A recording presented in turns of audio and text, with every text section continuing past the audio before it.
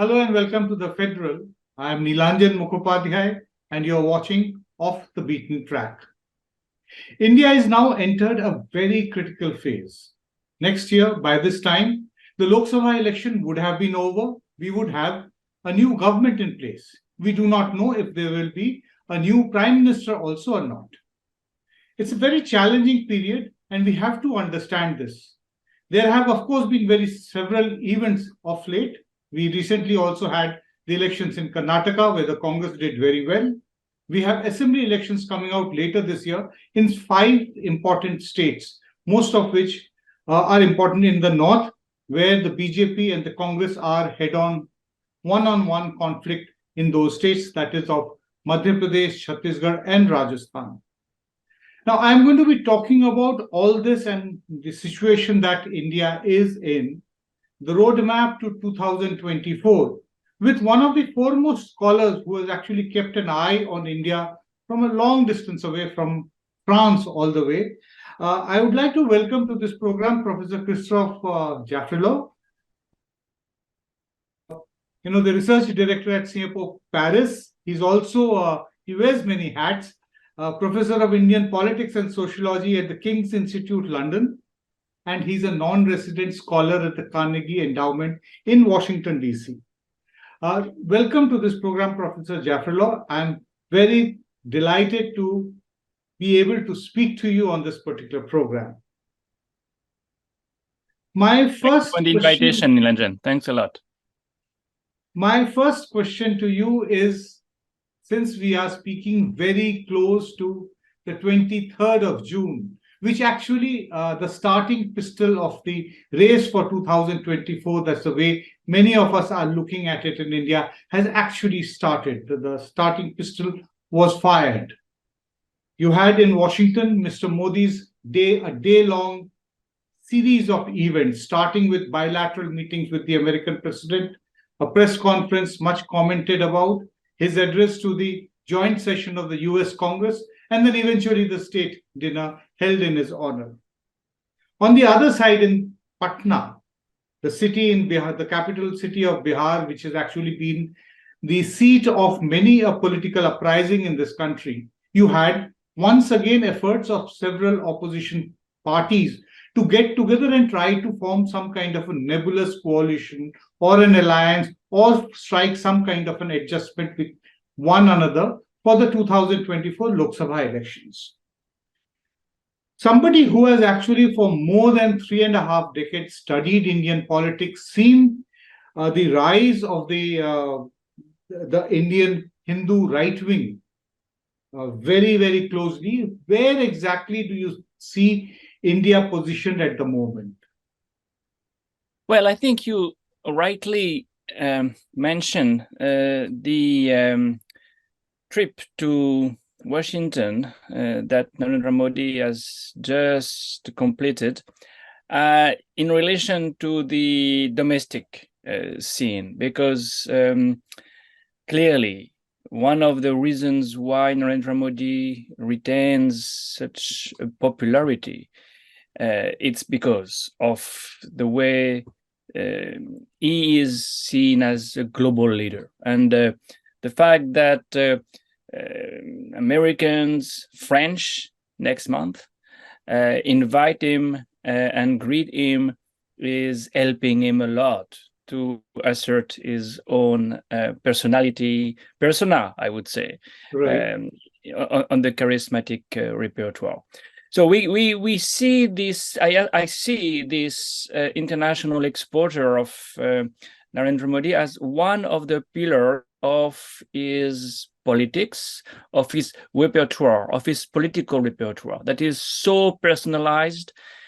He epitomizes a new regime, a new form of politics, at least a new political system that is extraordinarily centralized. And it's not only the government, where there are very few ministers who matter. It's also parliament, where he never goes almost. It's also most of the institutions which have been emasculated, and therefore a kind of, you can say, presidential system has taken shape. On the other hand, you have opposition leaders who are almost equals. It's not easy to find a primus inter pares. If we had to designate one, we would be somewhat embarrassed, I think, Right. which is a different model, which is the model we saw for 10 years during the UPA government. Manmohan Singh, of course, was prime minister, but he had many peers, Chidambaram being one of them. The list is very long, in fact. It was a kind of dream team by contrast to the kind of government we have today, but it's a different model. It's collegial, it's not personalized. So the choice that Indian citizens will have to make next year is not only a choice between two ideologies, political orientations, it's also a choice between two ways to govern. And of course, if they go for more collegiality, it will find expression in more federalism, which is certainly an important dimension of the politics of India today, because we see BJP losing one state after the other. You mentioned Karnataka recently. We'll see what happened in Madhya Pradesh, Rajasthan, Chhattisgarh, and others. But clearly there is a disconnect between the strength of Narendra Modi and the weaknesses of BJP. So, and I close on this. The elections of 2024 will not only, I repeat, be for or against Hindutva, for or against secularism, but also for or against a federal view of the polity of India. And also probably whether the Indians want a presidential form of government, not exactly in that name, or whether they want a more collegiate kind of government or a parliamentary democratic kind of government, which we have had right from the time that India became independent. You used, while replying to your first question, you talked about the strength of Narendra Modi and you juxtaposed it with the weakness of the BJP. I want to understand, are you actually saying that while the BJP is strong, Narendra Modi is exceptionally, the BJP is weak and Narendra Modi is exceptionally strong? I think there is an unprecedented disconnect. Well, maybe you found it in the 70s with Indira, when Congress was not that strong, Right. And she, of course, won the 71 elections. You have to go back to this, to these early 70s moment for seeing such a great disconnect, because usually the ruling party and the ruling leader are helping each other. We are in a situation when BJP does not help Modi in terms of its popularity, and it is on the way. It is the reverse, clearly, and it's partly due to the fact that the party has been hollowed from the inside. Where are the chief ministers who matter? Who are the party bosses who matter? Again, we are back to the Congress of the 70s, when Mrs. Gandhi parachuted chief ministers who had no base, literally. That was a way to kill the Congress to some extent, because then there was no party cadres. There was the party lost its vitality at that level. And it's more or less what we are seeing on the BJP side. It's a pyramid on its head. And we saw that in Karnataka. Where was the chief minister in waiting? Who was the main campaigner? Of course, he was the prime minister. When the prime minister is the main campaigner for a state election, there is something wrong. There is something that is not working in the interest of the party itself. Right. You asked that where are the BJP's chief ministers? You actually can't even find them. In fact, as you rightly said, reminded of what used to be there in the Congress through the 70s and even in the 1980s when Indira Gandhi came back and there's this very specific instance in Andhra Pradesh where the chief minister was changed in very quick succession at that time. That is what actually led to the emergence of the opposition against Indira Gandhi. N.T. Ramarao became the chief minister. And that politics eventually led to the defeat of the Congress in 1989 Lok Sabha elections. Now, there is another very important relationship which we need to understand. You, of course, have pointed out that the BJP has been hollowed out from inside, completely different from what it used to be prior to 2014. Also, there is a very important relationship which you have studied in all the 4 decades that you have tracked Hindu nationalistic politics. That is the relationship between the BJP and the RSS. Many feel that the RSS has now taken the back seat. It is now the younger brother, and the elder brother is only the Prime Minister's office. Yeah, and this is the big difference with what we can say about Congress. We can say there is a parallel between the Indira Gandhi years and today's Indira's Congress and Modi's BJP, but there is a big difference that is due to the role of the Sangh Parivar. Congress could never have something of that kind. Servants of Indian society could not be compared to RSS for sure. Now, yes, RSS has taken a backseat, waiting for better years, better moments. That will happen, inevitably. There'll be a time when Narendra Modi will leave the scene in 5 years, in 10 years, who knows? But there'll be a time when that will happen.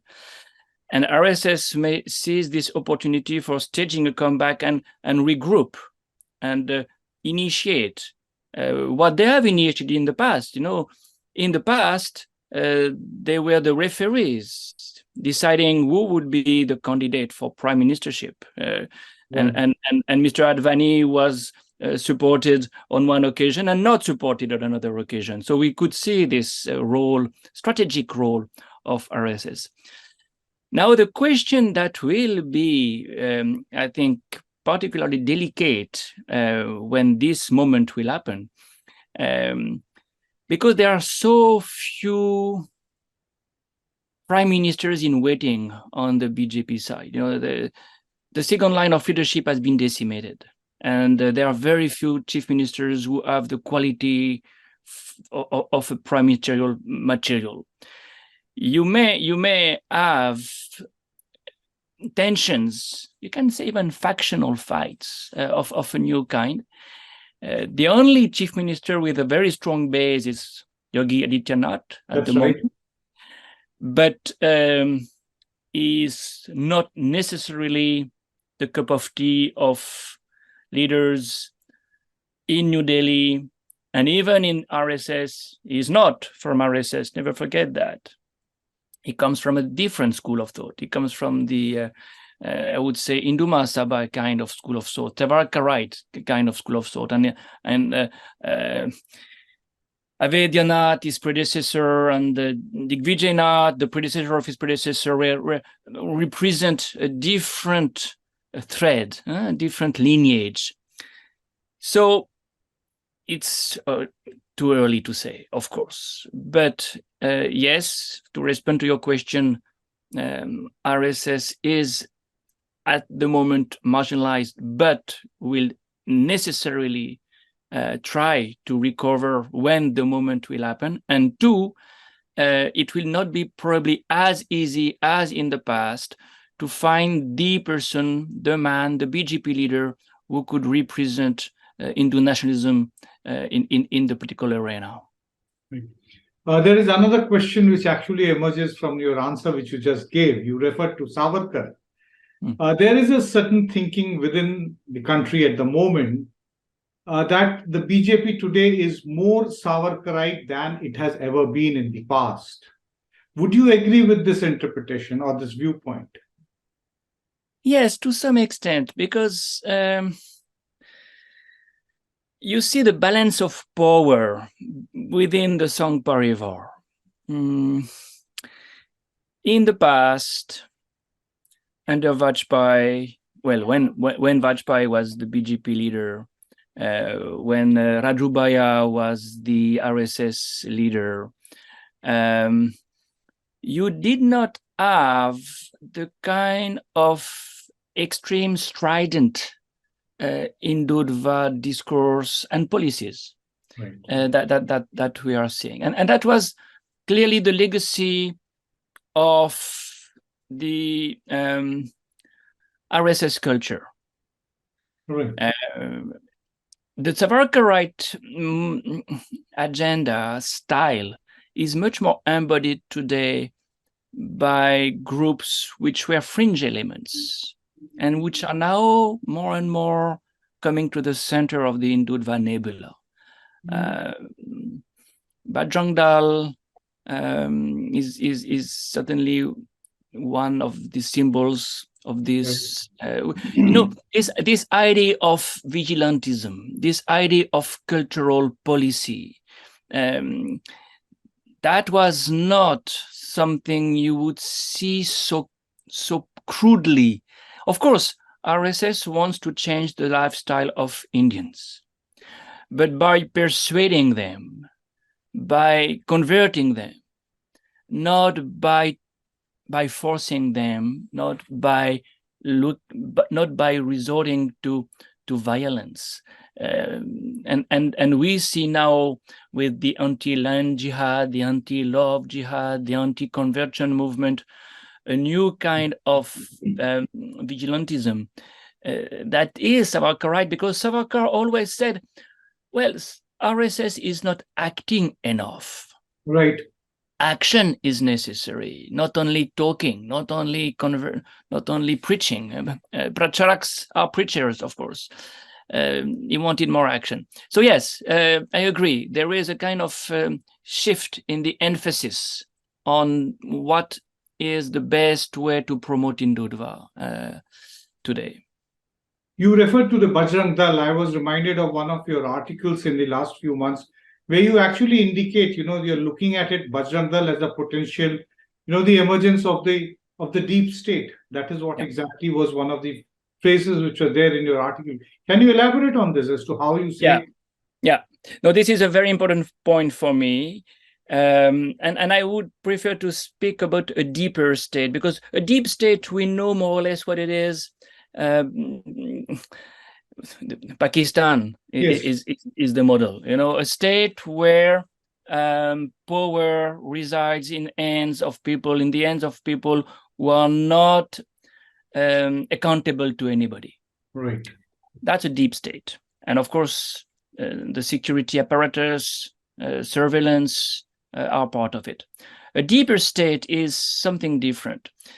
It's a state where the official institutions in charge of law and order, the police in particular, work with, I would say, the part of the iceberg that is not visible. Right. The police is the visible part of the iceberg. Now we have vigilante groups, Gauraksha Dal, of course Bajrang Dal, so many, which are imposing a kind of cultural ethos on minorities, on Hindus, which arc back to a cultural code, the upper caste view of what is a good society. Right. Which means you marry in your community, you marry also in your own caste, and we keep an eye on girls to make sure that they do. When they don't, and when they elope, these groups are looking for them, finding them, rescuing them, and bringing back to the police precisely. And you have this joint venture. You have this new collaboration between the unofficial and the official sides of the police, of the policing of society. Right. And this is what I called a deeper state, because the state is relying on forces which are not accountable to anybody, which are illegal, but which are legitimate because they do things in the name of religion, in the name of the orthopraxy of Hinduism, in the name of traditions. In the name of good for society also. Yes. Yeah. Yes. Well, vigilantes everywhere in the world look at themselves as just. Right.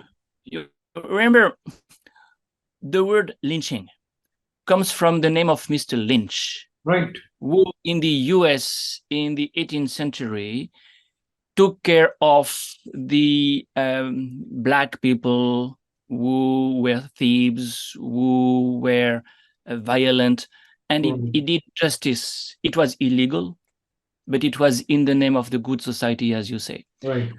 Which is clearly a great, great danger. When a society is not in a position to hand over the criminals to the judiciary, but decides who has to be lynched, who has to be hanged, because they know better, then you have a problem. And it's a very dense network now, very well entrenched at the local level. That's why I speak of a deeper state, because it's imbricated in the social fabric.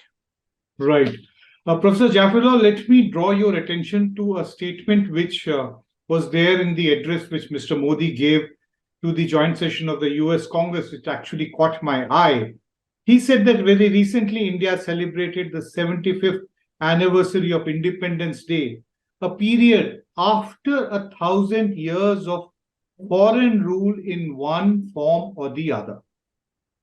Prior to this, it used to be part of Mr. Modi's political rhetoric to refer to 1,200 years of slavery.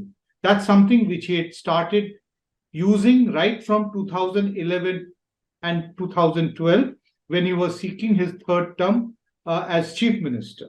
But now it has become an official statement of policy of the prime minister at a place no lesser important than the joint session of the US Congress. What does this indicate to you?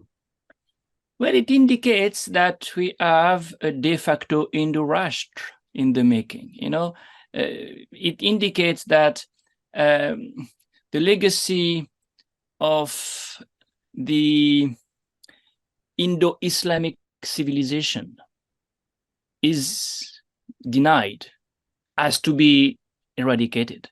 There was an Indo-Islamic civilization. There was a real synergy, synthesis, because of the Islamic influences over centuries.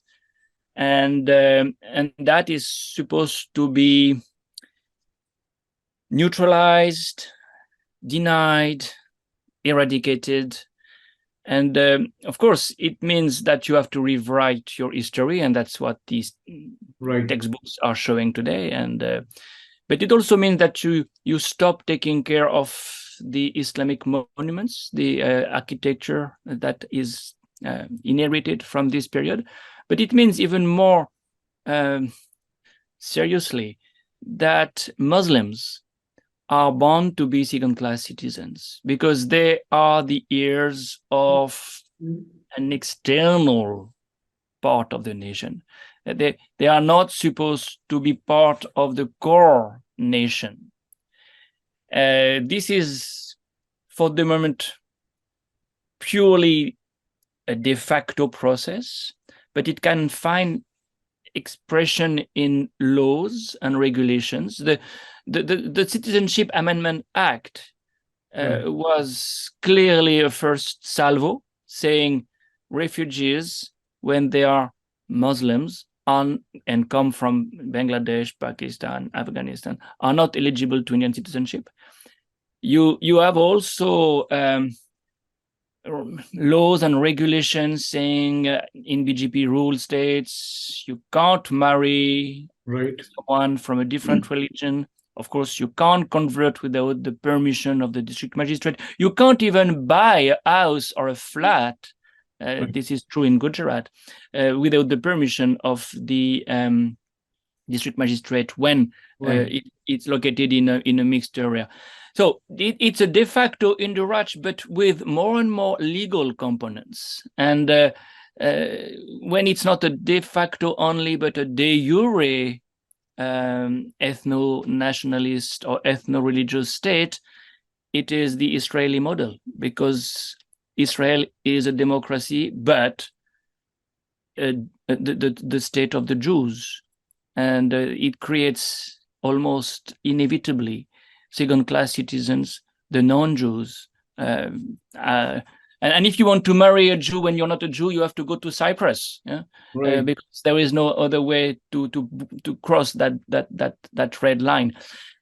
This is the kind of implications a statement like the one you quoted makes me think of. Right.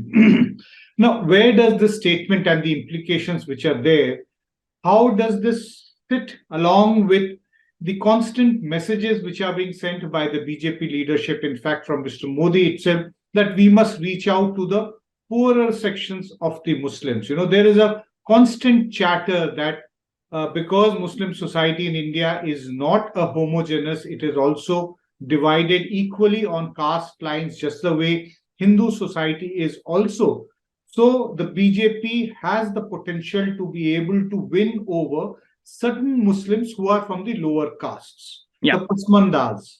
Do you think that is a possibility, or do you think that this is inherently, being used to create confusion? Well, divide and rule is, of course, a strategy BJP used vis-a-vis different communities, including Dalits, by the way. Right. And you can always try. It worked somewhat with the Shias in Lucknow. Yes. It worked somewhat with the Boras in Gujarat.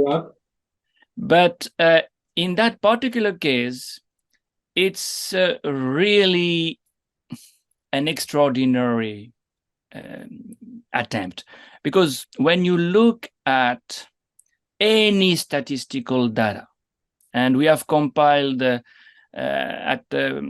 Sciences Po a database that will be very soon made public, you see that there is hardly any socio-economic difference between the Pasmanda and the upper caste Muslims, which is really amazing. For each and every community, class and caste almost coincide. Well, of course, there are more and more divergences because OBCs are rising up, and even Dalits are coming. But still, more or less, it coincides, not on the Muslim side. So what can be used is the status difference, because, of course, to be an upper caste Muslim means something in terms of status, but it does not mean almost anything in socioeconomic terms.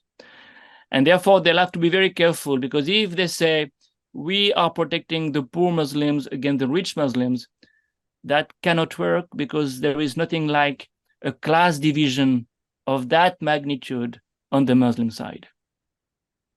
Right. We can actually talk about the BJP and the Hindu nationalistic politics for several hours, and still we will feel that we have not been able to, complete the entire discussion. It's so much to talk about. But let me try to get your views on the other side, that the non-BJP side of Indian politics, the meeting which happened in Patna on the 23rd of June, how important do you think was the meeting? And do you think that the opposition parties have a future in the run-up to the 2024 Lok Sabha election? Certainly. Certainly. Well, this meeting is an important one, but it's a little bit too early to say whether it will be a turning point. For me, the turning point took place last year, in fact, when Rahul Gandhi initiated his yatra and gave Congress a sense of direction that the party had lost. Right. I think that was retrospectively the turning point. Now, you remember the kind of image Rahul Gandhi used to have, the kind of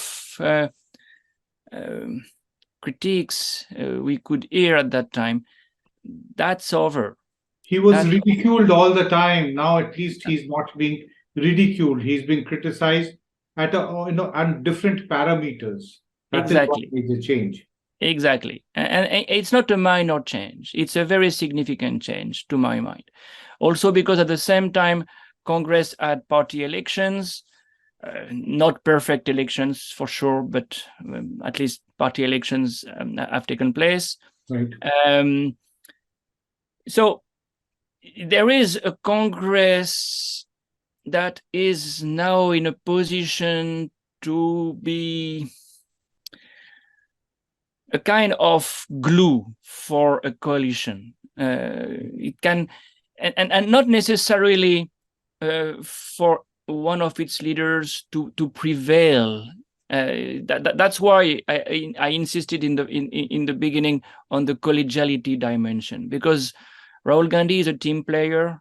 He is in any case out of parliament. He will not be able to contest the elections. He cannot contest elections. He cannot be prime minister. He can play a different role. He can play a role that is very well known on the Congress side. The role of the man outside, the man out of the crowd or above the crowd, who coordinates factions. Mahatma Gandhi did it all the time. That's a role that is needed, especially in a faction-ridden party like this one, and especially in a coalition that will be very large if we go back to the UPA modus operandum.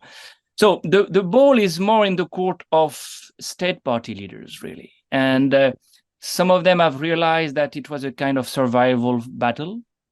Others are still prepared to deal with the center.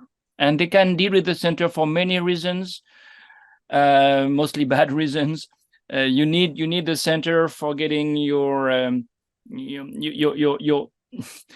things done. You to get the approval, to get the authorization, to get so many licenses. We are back somewhat to the license right there. And you have also another bad reason: fear. Fear is very palpable across the board in India today, among academics, among NGO people, among politicians, because nobody likes ED raids, nobody likes IT raids, nobody likes the kind of pressure that can be exerted. So will the state leaders rise to the occasion and realize that the more they wait for shifting the agenda, the more they risk to become redundant, and many of them are bound to become redundant in the course of time. Well, it may also depend, and that's my last word on this, on how Congress and Rahul operates. Of course, state elections in Madhya Pradesh, Rajasthan, Chhattisgarh will be very important. Also Telangana. But Telangana, yeah, sure. But Telangana is very important because the Congress will be contesting against a regional party, BRS, which till a few months ago was actually taking the lead to set up some kind of an anti-BJP front. But suddenly KCR seems to be taking a back seat because he's now worried about, safeguarding his own bastion after the Karnataka election. That's the point I was mentioning. This is exactly the bad reasons why state party leaders prefer not to be in the opposition. Yeah. But, the last thing I wanted to say is the ball is also in the court of Congress and Rahul, because if the Yatra he accomplished last year made such a big difference, he should do another one. He should do another one from Gujarat to the northeast, crossing the states where state elections will take place in November, December. Because if he doesn't, the risk of the memories of the first Yatra will vanish, will wither away, and his charismatic qualities will not be cultivated the way they should be cultivated. And this is the irony. Collegiality will be inevitably the modus operandi of this coalition. Right. And that will be good for the for the state, for India, for federalism, for the balance of democracy. Yes, but today you need also to personalize politics. We are in a world, the world of social media, the world of publicity, where a face is needed. A face is needed, and therefore to find a leader to whom you will associate yourself, to whom you will adhere, would make a big difference. And this is the irony. But in the past, Congress did it very well. Mahatma Gandhi, who had only once some official position, but otherwise was charismatic for other reasons and get some authority for other reasons. He showed that you can combine both. You can have a Congress with Sardar Patel, Jawaharlal Nehru, Maulana Azad in a government, and out of politics, out of the government, you can have somebody like a Mahatma Gandhi, at least a conscience keeper, and someone who does the job outside and who works as a social movement leader, because Congress used to be a social movement before becoming a political party. That's right. You talked about a conscience keeper. That's here where I actually come to my last question. For the opposition, what do you think is going to be a better strategy? Should it highlight the contest against the BJP on ideological lines? This is what the ideological position which became very sharper in the course of the Bharat Jodo Yatra. In every speech, Rahul Gandhi is talking about that he is against the politics of hate. That is what he keeps on stating and asserting in every single speech of his. On the other side, there is also an opinion that instead of focusing on ideological issues, which is going to enable the BJP to consolidate its Hindu vote bank behind it, it would be better to focus on the slippages of government, the price rise, unemployment, essentially what are called the livelihood concerns. On those issues, the government, there are many questions which can be asked about the government. Many slippages can be pointed out, despite those figures which Mr. Modi reeled out in Washington, that he's built so many million houses, so many people connected with banking system, etc., etc. It went on. We do not have to repeat that. Everybody knows that, listens sufficiently to the BJP publicity campaign. So is it better to be ideological opposition, or is it better to be tactical and pragmatic opposition on performance issues? For me, these are the two sides of the same coin. Okay. Because at the end, what matters is to govern for the people. And you govern for the people by fighting inequalities, and inequalities are on the rise. Joblessness is on the rise. The percentage of Indians below the poverty line is increasing. Right. And the Dalits, the Adivasis, are also at the receiving end. Reservations are not accomplishing what they used to accomplish because of privatization, because of vacancies. And if you fight for the people in these perspectives, which are socio-economic or societal, you inevitably also downgrade the ideology that is hierarchical, that is conservative, that is anti-progressive, that is Hindutva.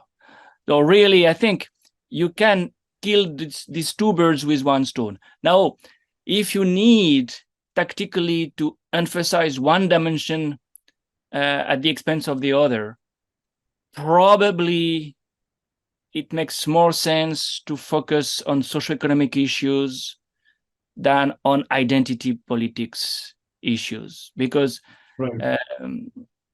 Identity politics is very difficult to contest in a majoritarian system, the way India has become a majoritarian system.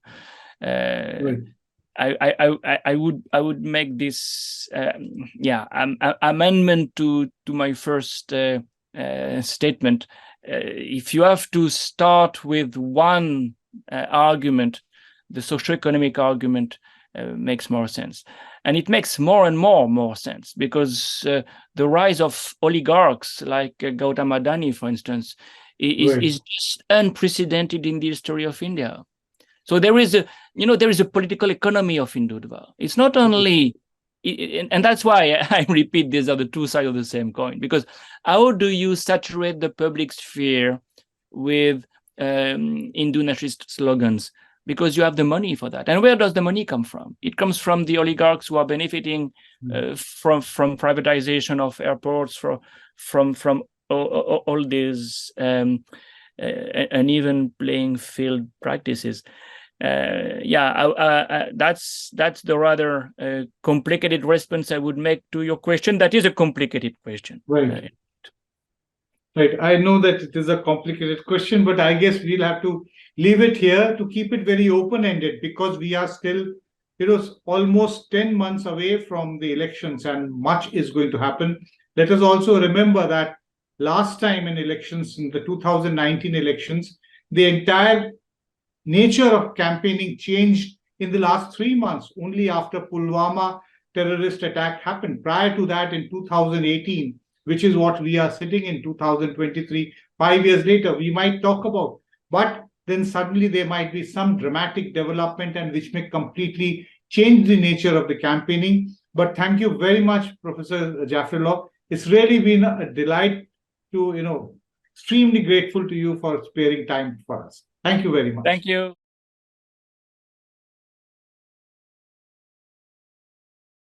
Subscribe to the Federal's YouTube page for more news and updates.